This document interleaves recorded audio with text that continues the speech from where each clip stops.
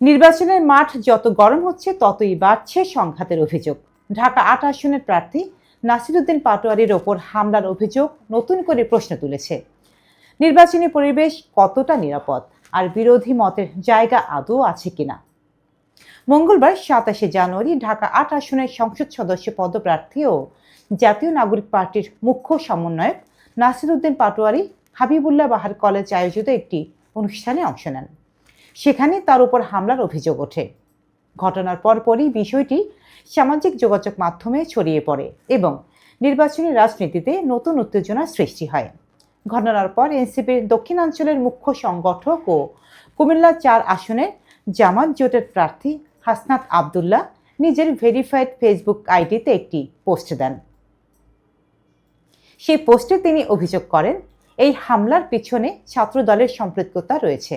একই সঙ্গে তিনি নাসিরউদ্দিন পাটোয়ারীর অতীত রাজনৈতিক ও বিপ্লবী ভূমিকার প্রশংসা করেন এবং প্রশ্ন তুলেন, পাটোয়ারীদের এত ভয় পাওয়ার কারণ কি।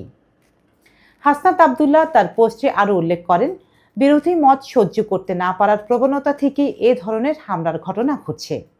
বিশ্লেষকদের মতে, নির্বাচনের সময় রাজনৈতিক সহনশীলতা কমে গেলে তা সরাসরি নির্বাচনী পরিবেশের উপর প্রভাব ফেলে এবং সাধারণ ভোটারদের মধ্যে অনিশ্চয়তা তৈরি করে।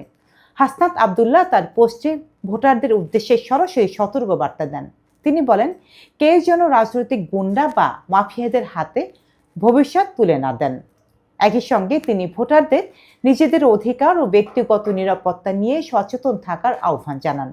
এই ঘটনার পর আজ দুপুর ২টোয় ঐক্যবদ্ধ বাংলাদেশ জোটের পক্ষ থেকে ঢাকা ৮ আসনের প্রধান নির্বাচন পরিচালনা কার্যালয়ে একটি জরুরি সংবাদ সম্মেলন ডাকা হয়েছে।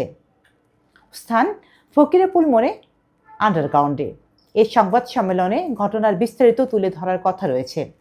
নির্বাচনী সময়ে সহিংসতার অভিযোগ শুধু প্রার্থী নয়, পুরো নির্বাচন ব্যবস্থার জন্যই উদ্বেগজনক।